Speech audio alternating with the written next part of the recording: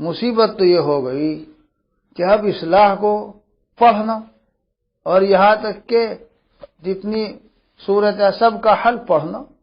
اب کیا کہتے ہیں لوگ کہ یہ پڑھو، یہ نہیں کوئی کہتا کہ بھائی یہ دیکھو اللہ کے بندو کہ تمہارے اندر اللہ کی بندگی کتنی باقی ہے، اور کس طرح سے تم صبح سے شام تک اپنے مولا اور مالک کو ناراض کرنے والے اعمال کر رہے ہیں، اور کتنی معصیت اور نافرمانی کر رہے، کیسے کیسے بڑے بڑے جرائم کا ارتکاب کر رہے۔ لوگ کہتے ہیں کہ یہ پڑھ لو، حسبنا اللہ و نعم الوکیل پڑھ لو، لا الہ الا انت سبحانک انی کنت من الظالمین پڑھ لو، تم صبح سے بیٹھ کے شام تک بھی ورد کرو، انی کنت من الظالمین انی کنت من الظالمین انی کنت۔ میں نے ابھی دلی میں مثال سمجھائی، دو مثالیں ہیں، ایک مثال سمجھائی کہ ایک بیٹا باپ کا مجرم ہے، کپڑے کی دکان پر بٹھایا تو روزانہ تھان کی چوری کرتا ہے، پیمائش کی معافی ہوئی، تنبیہ کی معافی ہوئی، بٹھا دیا، نہیں مانا نہیں ابھی نہیں بٹھایا، پھر اس کے بعد سفارش کراتا ہے، جی تو کیا کہے گا؟ بھائی تو میرا بیٹا ہے، مجھے محبت ہے، مگر یہ جرم چھوڑ دے تو اس سے بہتر کون ہے؟ اب وہ مثلاً یوں کہیں کہ نہیں جرم تو میں چھوڑوں گا نہیں، مان لیجئے بٹھائے گا؟ کوئی بھی سفارش کرے نہیں بٹھائے گا۔ اچھا یوں کہتا ہے کہ ہاں ابا میں مجرم تو ہوں بس، اور تسبیح پڑھتا ہے، ابا میں مجرم ہوں، ابا میں چور ہوں، ابا میں چور ہوں، ابا میں چور ہوں، صبح سے شام تک پڑھتا ہے۔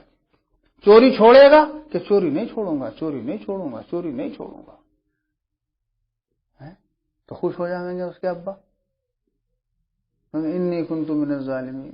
ارے وہاں خبر دینا مقصد تھوڑا ہی ہے حضرت یونس علی نبینا علیہ الصلوۃ والسلام کا، اس جرم کا اقرار، اس حالت کے تعلق سے اقرار اور اعتراف کر کے رجوع ہونا ہے مولا اور مالک کی طرف، اور اسے چھوڑنے کا عہد و پیمان ہے،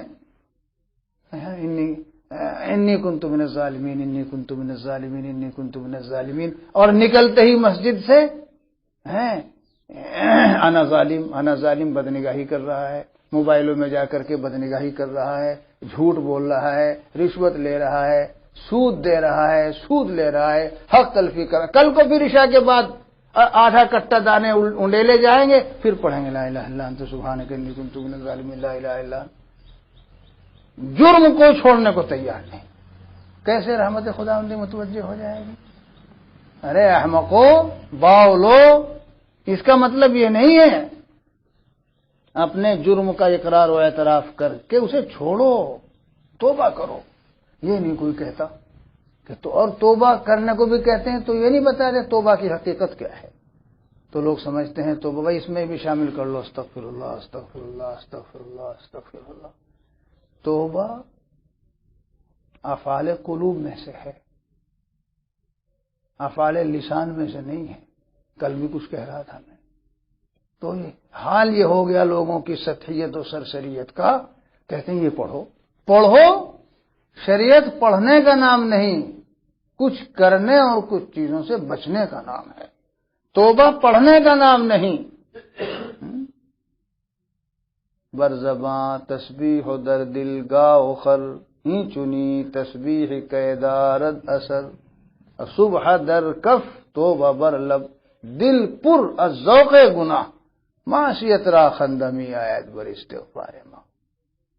امت کرنے اور چھوڑنے کو تیار نہیں، پڑھنے کو تو تیار ہے، اور سارے بیٹھ گئے اس دن ہیں، اور اتنے بڑے بڑے آدھے آدھے کٹے بیج کے بھر رکھے ہیں، آدھا گھنٹہ۔